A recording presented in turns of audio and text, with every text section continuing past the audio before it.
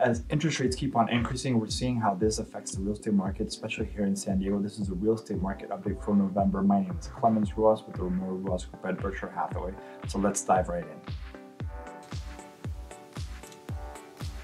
All right, so as we can see from this chart, interest rates have increased substantially in the past few months. We're around 7%. If you have a good FICO score, you may be able to get away with 6.5 or so, but roughly it's around in this area. So this has had direct impact on inventory, sales, and prices, as we're going to see right now.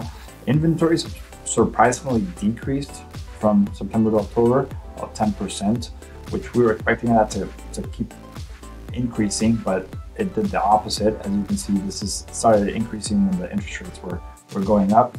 1.8 months worth of inventory is not a lot. Compared to that same time last year, there was only a 6.7 drop in inventory to 1.4 months worth of inventory. However, we are still up 30%, but 1.8 months again is very low inventory. So we don't expect prices to keep on falling very much since there is very low inventory, but we'll definitely have to see. Sales decreased again for October, about 15% to 1,091. Compared to that same time last year, that was a 3.2% drop from September to October 2021. And compared to the same time last year, we have 46% fewer sales than we had last year. So you can see that is affecting the price. Obviously, since there are less buyers out there that are willing to buy, sellers have to get a little bit creative and kind of offer some more incentives, and that incentive is usually price. So we can see that for last month, prices decreased about 1% to $515 a square foot, or roughly around $886,000 for a medium priced home. That is down from the peak that was in May by 11.5%, and we're still actually up about 4.3% from same time last year. We're at $494 a square foot. For prices in different areas, we saw a drop about 18% in Coronado. La Jolla saw an increase of 10%, downtown San Diego an increase of 8%. This is probably because there's just very low inventory in these areas, so buyers are sometimes willing to pay a little bit higher to get into those markets. But Chula Vista saw a 1% decrease from last month. Compared to that same time last year, we saw a decrease for 5% for Coronado. Downtown, La Jolla saw a 20% increase, downtown San Diego 24% increase, and Chula Vista 6% increase from last year.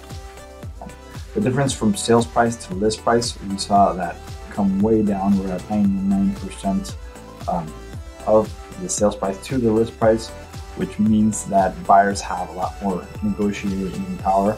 I've seen stuff like asking for up to 3% in closing cost credit, things of that nature. So kind of like the tables are turning around compared to what we were experiencing in April, where people just were paying for the seller's tuition, kids' tuition, things of that sort. But anyway, we see that in April, 104%. Same time last year, we're at 100.4%, so that is a drop from last year as well. Our luxury sales also saw a decline in sales, about 19% from last month, and 34% from last year. Luxury inventory saw also a decrease, about 5.7% to 3.3 months worth of inventory, and we saw a decrease from 13% from last year. Again, thank you very much for watching. Don't forget to track your home's value at www.mysandiegovalley.com. You'll get monthly updates on your home's value, so it's a really good tool to know when it's a good time to sell. If you guys have any questions, don't hesitate to contact us through social media or through my phone number, 619-646-8136. Thank you very much for watching. Have a good day.